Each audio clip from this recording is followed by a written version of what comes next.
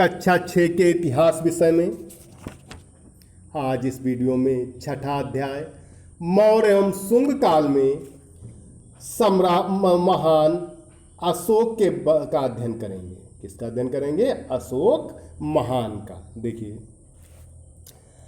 अशोक बिंदुसार का पुत्र था। वह 272 ईसा पूर्व में मगध के सिंहासन पर बैठा। अशोक की गणना आज भारत के महानतम शासकों में की जाती है।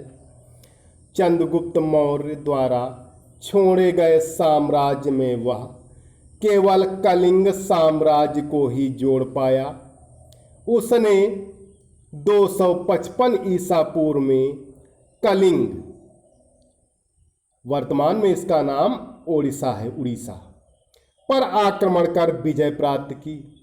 परंतु युद्ध की क्रूरताओं तथा विभत्स रूप ने उसे इतना शोकातुर बना दिया कि उसने भविष्य में कभी भी युद्ध न करने की घोषणा की।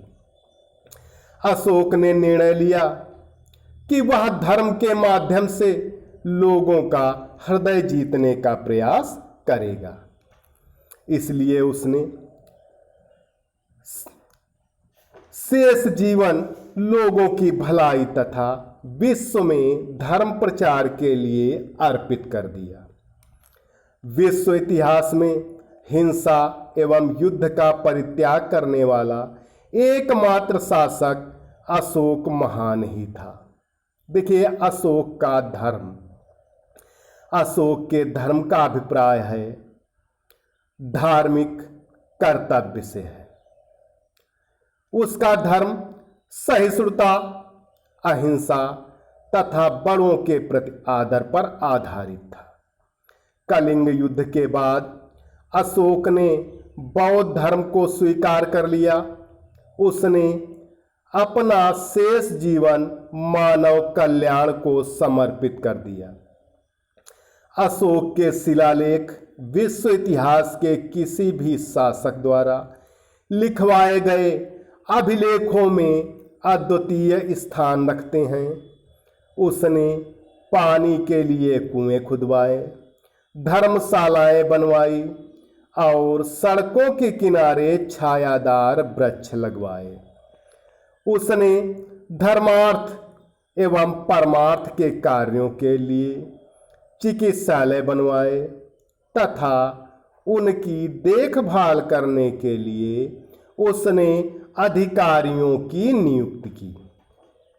अशोक ने कहा कि लोग माता पिता, शिक्षकों, अपने से बड़ों एवं ऋषि मुनियों तथा ब्राह्मणों का आदर करें तथा अपने सेवकों तथा सभी जीवों के प्रति दया का भाव रखें।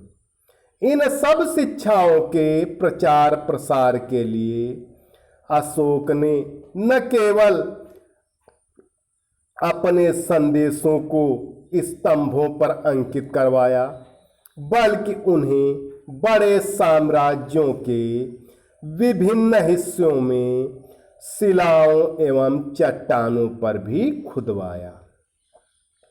उसने कई देशों में अपने दूत भी भेजे और अपने पुत्र महेंद्र तथा पुत्री संघमित्रा को दूत के रूप में श्रीलंका भेजा। आगे देखिए, मौर्यों का प्रशासन। मौर्य साम्राज्य वास्तव में अपने समय में विश्व का विशालतम साम्राज्य था। ऐसे विशाल साम्राज्य के लिए विशाल प्रशासनिक ढांचा भी आवश्यक था।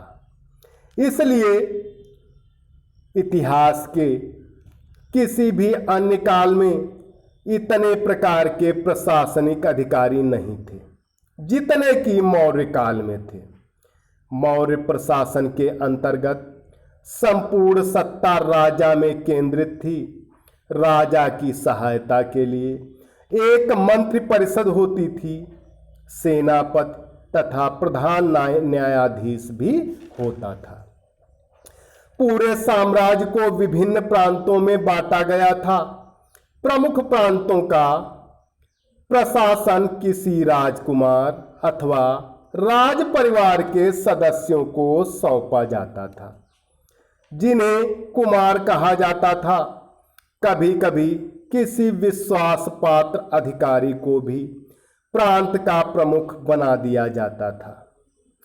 छोटे प्रांतों का प्रशासन राजगुरु देखते थे। विभागीय अध्यक्षों को मुखिया या महामात्र कहा जाता था। उदाहरण स्वरूप किसी नगर के महामात्र को नगर व्यवहारिक कहा जाता था अथवा अधीनस्थ अधिकार युक्त कहलाते थे, जबकि प्रशासनिक अधिकारी को पुरुष कहा जाता था। नगरों एवं ग्रामों की प्रशासन व्यवस्था अलग अलग होती थी। कौटिल्य द्वारा लिखित पुस्तक अर्थशास्त्र राजनीति पर लिखित महानतम ग्रंथ है। इसमें मौर्य साम्राज्य की शासन व्यवस्था का विस्तृत विवरण है। प्यारे बच्चों, आज इस वीडियो में इतना ही। सभी विद्यार्थी जो आज पढ़ाया गया है उसे अपनी भाषा में लिखकर होमवर्क वाले ग्रुप पर अवश्य डालें। धन्यवाद।